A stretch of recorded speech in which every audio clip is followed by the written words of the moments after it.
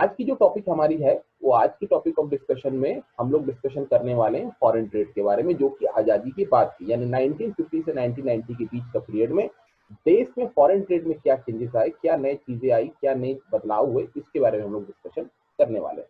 तो जो foreign trade है ये बेटा आज का हमारा टॉपिक ऑफ डिस्कशन होगा, फॉरेन ट्रेड। अच्छा, सबसे पहली बात, सर जो जो परेशानियां थी आजादी से पहले उसको बदलना जरूरी है, और उसको बदलने के लिए बहुत जरूरी ये था कि अगर हम अपने देश को बाहर कंट्री के साथ ट्रेडिंग में जोड़ना चाहते हैं तो ट्रेडिंग में बाहर वालों से लाना कम है और बेचना ज्यादा है। बात सुनिए क्या बोल रहा हूँ। हमारी गोल जो थी 5 ईयर प्लान की, उसी के बेसिस पे ही हम सब कुछ पढ़ रहे हैं। सर 5 ईयर प्लान की जो गोल थी उसमें 5 ईयर प्लान में हमने पहले ही बात में बोला था सर ग्रोथ, हम ग्रोथ अचीव करना चाहते हैं, और उसी ग्रोथ के बेसिस पे हमने पढ़ा क्या सर, हमने लाया ग्रीन रेवोल्यूशन। उसके बाद हमने पढ़ा था क्या, सेल्फ रिलायंस, यानी हम बात कर रहे थे खुद पे भरोसा, खुद पे डिपेंडेबल, खुद पे रिलायबल। तो ऐसे चीज के लिए बहुत जरूरी था कि बाहर वालों के ऊपर से डिपेंडेबिलिटी को खत्म किया जाए, यानी कंट्री को ऐसा बनाया जाए जैसे कि वो अपनी नीड खुद फुलफिल करे और एक्स्ट्रा बना करके बाहर वालों को भले सप्लाई करे, लेकिन बाहर वालों से चीजें खरीदना नहीं है, यानी बाहर वालों से चीजें जो खरीदने की परिस्थिति है उसको क्या करना है, बंद कर देना है। तो इसके लिए फॉरेन ट्रेड में एक नई पॉलिसी बनाई गई जिसका नाम दिया गया इंपोर्ट सब्स्टिट्यूशन। क्या बोला गया बेटा, इंपोर्ट सब्स्टिट्यूशन। इस टॉपिक के बारे में हालांकि मैं पहले भी डिस्कशन कर चुका हूं, ये मैं फिर से बता रहा हूं। इंपोर्ट सब्स्टिट्यूशन नाम की एक नई पॉलिसी बनाई गई। नाम से पता चल रहा है इंपोर्ट मतलब जो बाहर से खरीदेंगे तो उसको इंपोर्ट बोला जाता है, यानी फॉरेन से अगर आप कोई चीज परचेज करते हो तो उसको इंपोर्ट बोला जाता है। और सब्स्टिट्यूशन का मतलब होता है रिप्लेसमेंट। तो अल्टीमेटली मैं क्या बोल रहा हूं, बाहर की चीज को रिप्लेस करना है, यानी इंपोर्ट जो हम कर रहे हैं उसको रिप्लेस करना है। रिप्लेस करना है मतलब उसके जगह पर कोई ना कोई दूसरा चीज भी तो चाहिए होगा, वो दूसरा जो चीज होगा वो हमारे देश के कंट्री के अंदर में खुद प्रोडक्शन किया जाएगा। इसका मतलब एक बार फिर से बता देता हूं सर, इंपोर्ट सब्स्टिट्यूशन एक ऐसी पॉलिसी बनाई गई, एक ऐसा ऐसा तरीका निकाला गया जिसमें कि हम ये बोले जो चीज तुम बाहर से खरीदते थे उसका रिप्लेसमेंट, उसका एक सब्स्टिट्यूट आप अपने कंट्री में खुद बनाओ और उसी को इस्तेमाल करो। ये हो गया पॉलिसी इंडिया का जिसका नाम था इंपोर्ट सब्स्टिट्यूशन। बात समझ में आया क्या बोला मैं। और इंपोर्ट सब्स्टिट्यूशन का मीनिंग साफ अक्षरों में यहाँ पर लिखा है sir, import substitution refers to policy of replacement और substitution of import by domestic production. Domestic production का मतलब क्या होता है सर, देश के अंदर में प्रोडक्शन अगर हो रहा है तो उसको डोमेस्टिक प्रोडक्शन बोलते हैं। एक मिनट बेटा, जस्ट 1 मिनट, थोड़ा सा technical issue.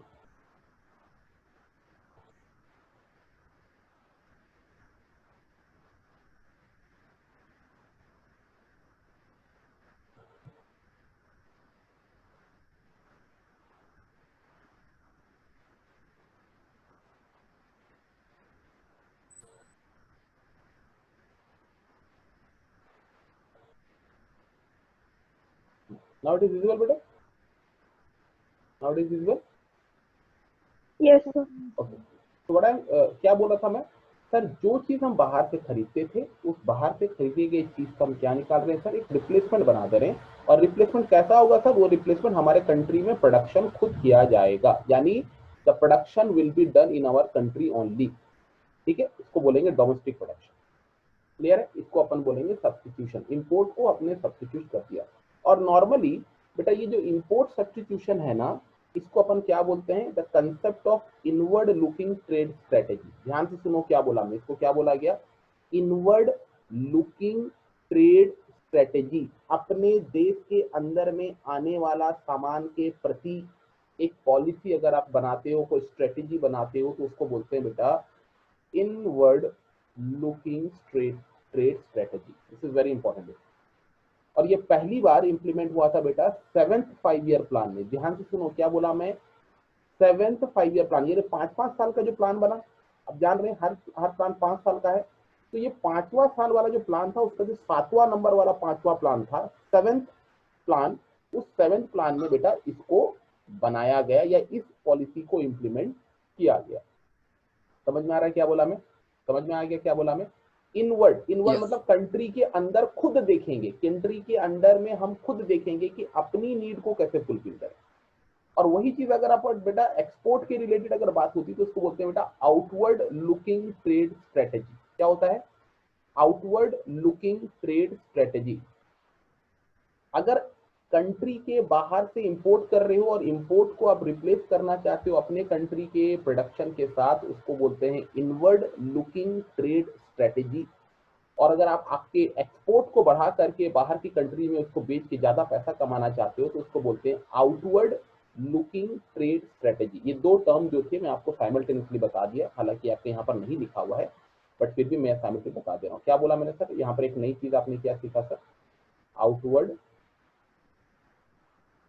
Looking trade strategy. ठीक है, outward looking trade strategy. Outward sir किससे रिलेटेड है सर? आउटवर्ड सर हम फॉरेन कंट्री के साथ अगर अपना सामान बेच, ये अल्टीमेटली मैं ऐसी बात कर रहा हूं कि सर फॉरेन पे डिपेंडेबिलिटी की अगर बात करता हूं तो आउटवर्ड है, अपने कंट्री पे डिपेंडेबिलिटी की बात करता हूं तो इनवर्ड है। क्लियर है बेटा? ये बात समझ में आ गया? इज इट क्लियर बेटा? Yes sir. चलिए नेक्स्ट अपन आगे बढ़ते हैं।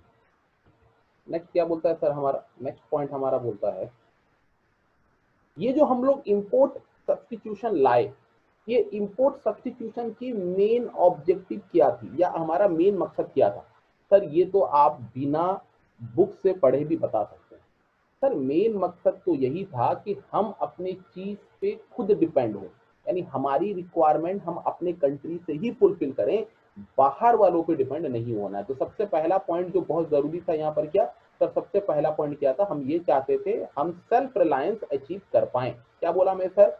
दो इंपॉर्टेंट ऑब्जेक्टिव था इंपोर्ट सब्स्टिट्यूशन को इंप्लीमेंट करने का। पहला सर हम अपने कंट्री के ऊपर में खुद डिपेंडेबल हो, हमारी रिक्वायरमेंट हम अपने प्रोडक्शन से फुलफिल करें, बाहर वालों पे डिपेंडेबल ना हो, ये पहली चीज। दूसरी बात सर, अगर आप बाहर वालों से सामान खरीदोगे तो सर क्या होगा? आपको पैसा देना पड़ेगा कि नहीं? सर अगर पैसा देना पड़ेगा तो किस किस फॉर्म में पैसा देना पड़ेगा? सर अभी हम लोग मैक्रो इकोनॉमिक्स में पढ़ के आ रहे हैं sir, foreign exchange rate. Foreign exchange rate का नाम का टॉपिक हम पढ़ के आ रहे हैं सर। हमको पता था सर फॉरेन कंट्रीज में अगर कोई भी ट्रेडिंग कर रहे हैं, फॉरेन कंट्री से अगर कोई भी सामान हम परचेज कर रहे हैं तो हमको उसके बदले में उनके कंट्री की करेंसी में पेमेंट देना पड़ता है। और उस केस में क्या होता है सर? फॉरेन करेंसी जो हमारे कंट्री में स्टोर होकर के है वो क्या हो जाता है सर? चले जाता है। तो अगर मैं बाहर कंट्री से सामान खरीदना ही बंद कर दूं, बाहर कंट्री से अगर सामान मैं परचेज करना ही खत्म कर दूं, तो अल्टीमेटली जो फॉरेन एक्सचेंज मेरे पास जमा होकर के, जो फॉरेन करेंसी मेरे पास जमा होकर के, उसको मैं क्या कर पाऊंगा? सेव कर पाऊंगा कि नहीं? सेव करता हूँ। फ्यूचर में उसको जमा करके रख पाऊंगा, फ्यूचर के लिए उसको इस्तेमाल कर पाऊंगा, एक्स्ट्रा ऑर्डिनरी सिचुएशन के लिए इस्तेमाल कर पाऊंगा। तो that was the two important reason import substitution को लाने का। मेन रीजन क्या था? पहला तो सर जो हमारे पास में फॉरेन करेंसी है उसको स्टोर करके रखना, उसको प्रॉपरली सेव करके रखना। और दूसरा जो सबसे इंपॉर्टेंट बात किया था कि हम अपने कंट्री पे खुद डिपेंडेबल हो, बाहर वालों पे डिपेंडेबिलिटी ना रहे। Is it clear? Is it clear बेटा? ये बात यस सर। चलिए नेक्स्ट आगे बढ़ते हैं। अब हमारा नेक्स्ट टॉपिक है सर, ये जो इंपोर्ट सब्स्टिट्यूशन लाया गया, अगर मैं अपने देश के, देखो हमारे देश के लोग बहुत ही जबरदस्त आदमी है, बहुत ही जबरदस्त आदमी। कैसा जबरदस्त आदमी? अगर आप देश में कोई नए तरीके अपनाए जाते हैं देश की भलाई के लिए, ठीक है ना, तो हमारे देश के लोगों को खाली बोल देने से ना वो लोग नहीं मानेंगे। जैसे कि एग्जाम्पल, जैसे कि रिसेंटली आप देखे होंगे कि सरकार बोला कि हेलमेट पहनो, मास्क पहनो, आपकी सुरक्षा के लिए बनाई गई है, हमारे लिए नहीं, अपने लिए। कितने लोग हेलमेट पहन रहे थे और कितने लोग मास्क पहन रहे थे मुझे बताइए। जो लोग एक्चुअल में सीरियस थे वो लोग पहन रहे हैं, जो लोग सीरियस नहीं है वो हेलमेट गाड़ी चलाने के टाइम में और मास्क जो बाहर निकलने के टाइम में कितने लोग पहन रहे थे? सर बहुत ही रेयर। अगर बाहर में जब तक पुलिस ना खड़ा हो, जब तक कोई देखने वाला खड़ा ना हो, तब तक तो मास्क पहनेंगे नहीं, सिंपल सी बात।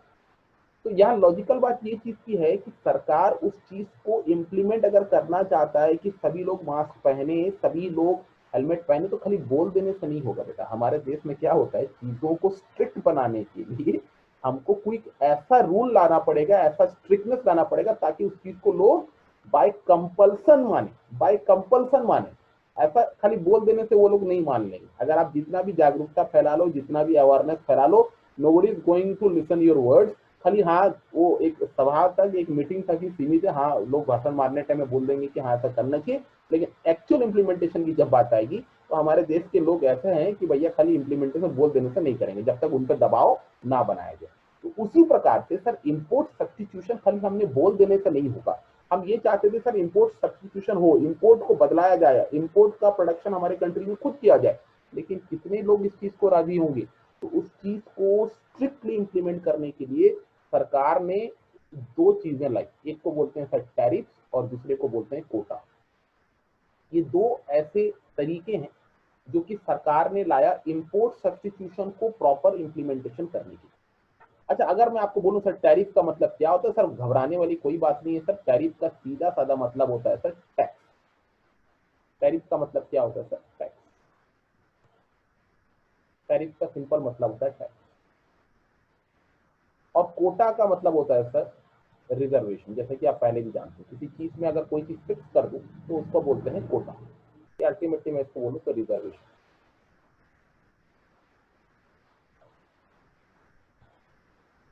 दिस इज योर रिजर्वेशन, ठीक है।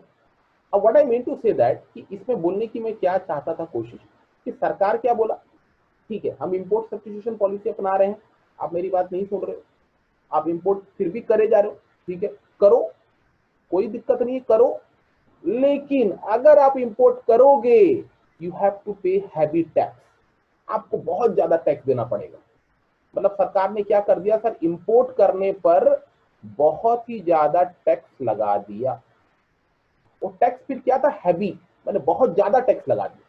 ये क्यों कर रहा है सर? मेनली इसका रीजन ये था कि हम बाहर से सामान खरीदने को डिस्करेज करना चाहते हैं, हम लोगों को मना करना चाहते हैं कि बाहर से सामान मत खरीदिए। देखो लिखा है imposing of heavy duty on imported of goods was the make to more expensive, चीजों को ज्यादा एक्सपेंसिव बनाना और डिस्करेज देयर यूज। अगर मैं बाहर से सामान खरीदने पर ज्यादा टैक्स लगा दूंगा सर, वो टैक्स का पैसा भी उस सामान में जुड़ जाएगा, तो अल्टीमेटली जो दाम में वो बिकने वाला था पहले, वो और ज्यादा दाम में मार्केट में बिकेगा, और अगर ज्यादा दाम में मार्केट में बिकेगा तो वो महंगा हो जाएगा, और महंगा लोग कोई खरीदेगा नहीं। जब चीजें महंगी हो जाएगी तो उसको खरीदने वाले जो खरीदार हैं वो भी कम हो जाएंगे, बिकॉज आप जानते हैं प्राइस और डिमांड की इनवर्स रिलेशन होती है। प्राइस अगर ज्यादा हो जाएगा तो लोग डिमांड करना कंपैरेटिवली कम कर देते हैं। तो इसका मतलब क्या, जो भी आदमी ट्रेडर है जो कि बाहर से सामान खरीद के ला रहा है इस उम्मीद से कि इंडिया में बेच के पैसा कमाऊंगा, उसके लिए वो तो नुकसान हो जाएगा। तो इसीलिए ही हैवी टैक्स लगा दिया गया, ताकि दो आदमी इंपोर्ट सब्स्टिट्यूशन की पॉलिसी को सीरियसली नहीं भी मान रहा है, वो अपना पॉकेट से टैक्स भरेगा। समझ में आ गया क्या बोला मैं? अच्छा, कितने लोग ऐसे भी आए जो लोग बोलते हैं सर हमारे पास बहुत पैसा है, हम लोग टैक्स भर के सामान खरीदेंगे, बहुत पैसा हमारे पास, इतना पैसा है कि हम टैक्स जितना बोलोगे उतना भरेंगे और फिर भी हम सामान बाहर से खरीदेंगे। ऐसे भी कुछ नालायक लोग वहां से हम मौजूद थे। तो ऐसे लोगों से भी डील करने के लिए सरकार ने क्या बोला, ठीक है तुम टैक्स भर के लाना चाहते हो, ठीक है नो इशू लाओ, लेकिन मैं बोल दे रहा हूं एक पर्टिकुलर लिमिट से ज्यादा तुम हैवी टैक्स भर के भी नहीं ला सकते। मैंने उसने फिक्स कर दिया, एक लिमिट फिक्स कर दिया। अगर तुम बाहर से इंपोर्ट कर भी रहे हो तो पहले बात तो इंपोर्ट करोगे तो हैवी टैक्स देना पड़ेगा, लेकिन अगर तुम हैवी टैक्स दे करके भी ज्यादा इंपोर्ट करना चाहते हो तो भी सेकंड चीज आ गया रेस्ट्रिक्शन में, क्या, लिमिट, एक क्वांटिटी फिक्स कर दिया गया, इस क्वांटिटी से ज्यादा बाहर से इंपोर्ट नहीं कर सकते। वो जो फिक्सिंग ऑफ क्वांटिटी या फिक्सिंग ऑफ लिमिट था बेटा, उसी को ही बोला जाता है क्या, कोटा। बात समझ में आया? मैंने मान लीजिए आप एक सामान बाहर से परचेज कर रहे हो, ठीक है, हैवी टैक्स लगा दिया गया, फिर भी लोग परचेज किए जा रहे हैं हैवी टैक्स देकर के, तो मैं बोल दिया नहीं, वो बाहर से आप मान लीजिए 1 टन से ज्यादा परचेज नहीं कर सकते।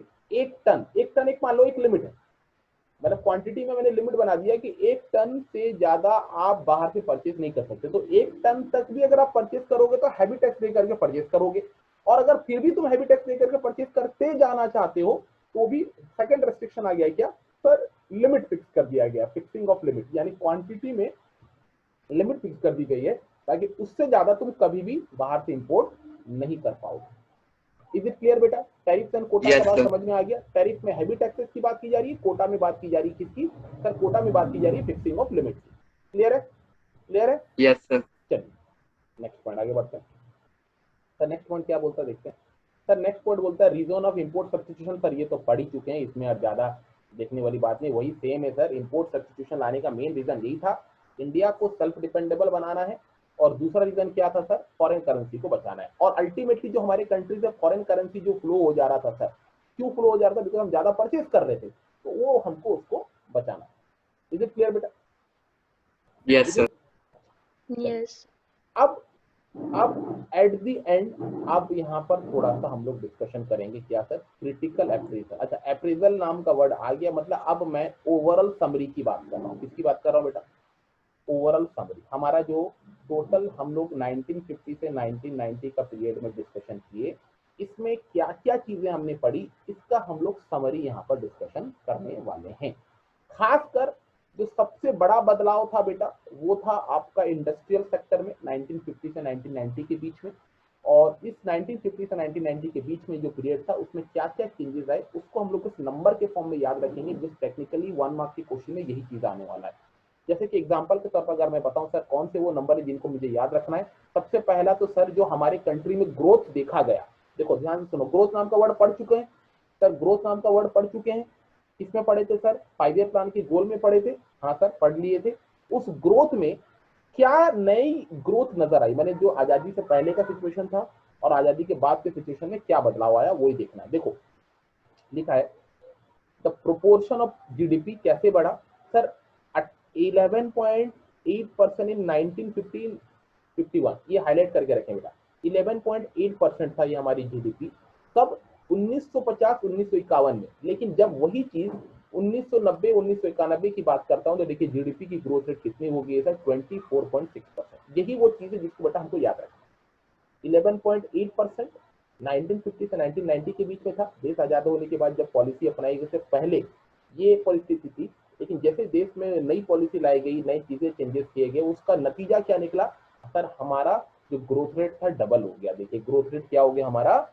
डबल हो गया। समझ में आ रहा है क्या बोला मैं?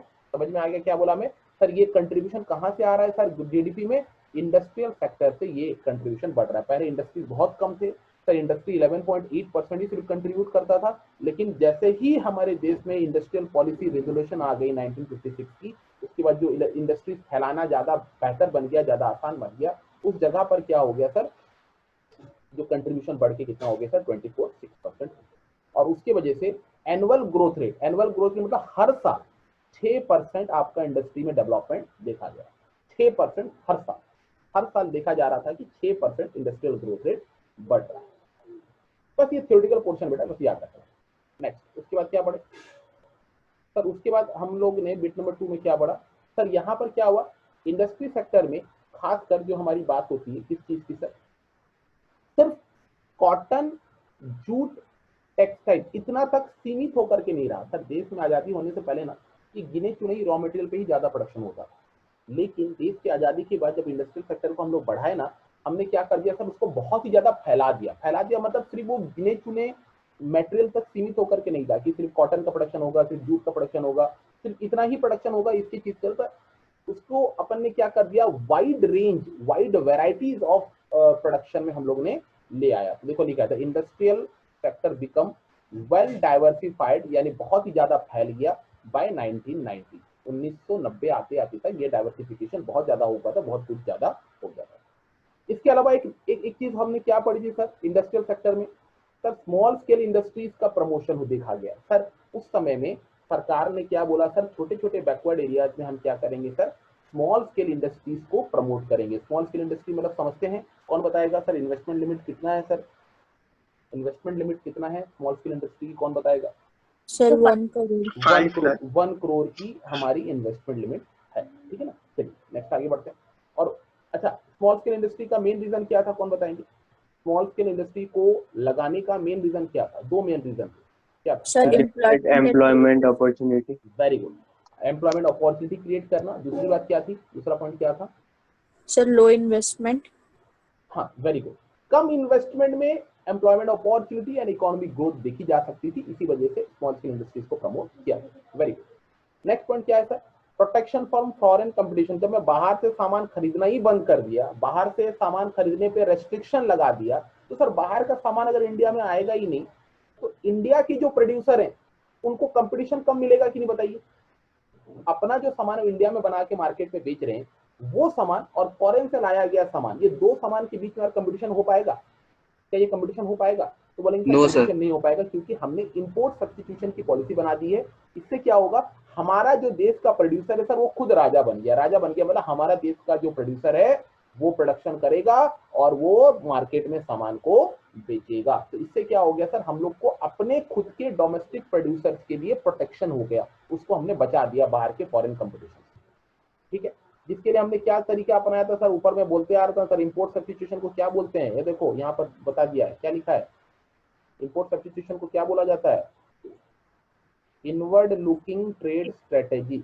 समझ में आ रहा है क्या बोला मैं? यानी देश के अंदर की बात करेंगे, देखो लिखा है the policies were inward oriented, सिर्फ और सिर्फ देश के अंदर की बात करेंगे। लेकिन याद रखो बेटा, देश के अंदर की बात करेंगे मतलब हम देश से बाहर जाने वाली चीज पे डिस्कशन नहीं कर रहे हैं। यानी देखो यहाँ लिखा है we failed to develop strong export sector. अगर सिर्फ मैं अपने देश के अंदर की डेवलपमेंट की बात कर रहा हूं, मतलब बाहर के वाले के बारे में मैं ना डिस्कशन कर रहा हूं, ना ला रहा हूं, ना दूंगा बोल रहा हूं, तो इसका मतलब वो हो गया इनवर्ड लुकिंग स्ट्रेटेजी। लेकिन इसको डेवलप करने के लिए हम लोग नेक्स्ट फेज में क्या लेके आ रहा है बेटा, इसको इस चीज से बचने के लिए हम लोग आगे नेक्स्ट फेज में क्या लेके आए सर, एक नई स्ट्रेटेजी लेके आए जिसका नाम क्या बोले हम लोग, हमने उसको क्या बोला बेटा, outward looking trade strategy. Outward looking. अच्छा ये आउटवर्ड लुकिंग जो स्ट्रेटेजी बनाई गई बेटा, ये आउटवर्ड लुकिंग स्ट्रेटेजी किसके ओरिएंटेड है सर? स्ट्रेटेजी जो है खासकर एक्सपोर्ट ओरिएंटेड है। किसके लिए है सर? किसके लिए ये वाला सर? एक्सपोर्ट ओरिएंटेड है, इसको अपन एक्सपोर्ट ओरिएंटेड बोलते हैं। Is it clear? Export oriented. तो ये पॉलिसी हम लोग लेटर ऑन आए, अभी फिलहाल जब तक था तो इनवर्स लुकिंग स्ट्रेटेजी पे ही चलते आ रहे थे, लेकिन लेटर में आगे बढ़ के हम लोग इसमें एक नई पॉलिसी जोड़े सर जिसका नाम था सर आउटवर्ड लुकिंग स्ट्रेटेजी, जिसमें खासकर हम लोग एक्सपोर्ट की बात करते हैं। इसके अलावा जैसे कि हम पहले ही पढ़ चुके हैं सर, बाहर से सामान नहीं लाना है मतलब कंपटीशन खत्म कर दी, लैक ऑफ कंपटीशन हो गया। समझ में आ गया? नेक्स्ट, इसके अलावा हमने सर एक और एक चीज भी पढ़ी थी सर, लाइसेंसिंग पॉलिसी। कौन बोलेगा लाइसेंस का मतलब क्या होता है? लाइसेंस का मतलब क्या होता है? किसी चीज के लिए अप्रूवल लेना, written permission from the government. Yes, very good, written permission from the government को अपन बोलते हैं बेटा लाइसेंस। और ये पॉलिसी अपनाई गई थी सर खासकर इंडस्ट्रियल सेक्टर में, जहां पर कि आप कोई भी नई इंडस्ट्री स्टार्ट करना चाहते हो, पुराने इंडस्ट्री को एक्सपांड करना चाहते हो या डाइवर्सिफाई करना चाहते हो, in all cases you have to take licence. तो ये भी हमने डिस्कशन किया था। लेकिन यहाँ पे जो सबसे इंपॉर्टेंट बात है कि जो लाइसेंस की बात थी, जो मेन कंसेप्ट था लाइसेंस में, उसमें क्या था सर, गवर्नमेंट क्या चाहता था? सबसे बड़ी बात है कि गवर्नमेंट चाहता था कि सब चीजें मेनली अपने कंट्रोल में रहे, यानी गवर्नमेंट मैक्सिमम चीजों को अपने कंट्रोल में रखना चाहता था, यानी पब्लिक सेक्टर के कंट्रोल में रखना चाहता था। इसीलिए प्राइवेट सेक्टर को ज्यादा अपॉर्चुनिटी ना मिल पाए बोल करके लाइसेंस सिस्टम रखी गई थी। अगर मैं ओपनली कर दूंगा सबको, जो चाहे बिजनेस करना चाहे कर सकता है, अगर कर दूंगा तो इन दैट केस थोड़ा हो सकता है दिक्कत की प्राइवेट सेक्टर की मोटिव प्रॉफिट अर्निंग होती है, और प्रॉफिट अर्निंग की वजह से हो सकता है उस सोसाइटी के वेलफेयर के बारे में ना सोचे। तो ये एक बहुत बड़ा माइंडसेट था इंडिया का, इसी वजह से वो ज्यादातर केसेस में पब्लिक सेक्टर को अपने बारे में, तो पब्लिक सेक्टर ही ज्यादातर इंपॉर्टेंट रोल प्ले करता था कंट्री के डिफरेंट एरियाज को चलाने में। समझ में आ गया क्या बोला मैं? नेक्स्ट देखो यहाँ पर मैं बोला पब्लिक सेक्टर की बात हो गई सर, जो हम लोग डिस्कशन कर रहे थे। Public sector made a remarkable contribution, सभी चीजें पब्लिक सेक्टर ही मेनली कर रहा था सर। उस पब्लिक सेक्टर का मेनली जो एरियाज था वो मेनली एसेंशियल एरियाज में गिरे, एसेंशियल एरियाज जो थे सर वो पब्लिक सेक्टर संभालता था।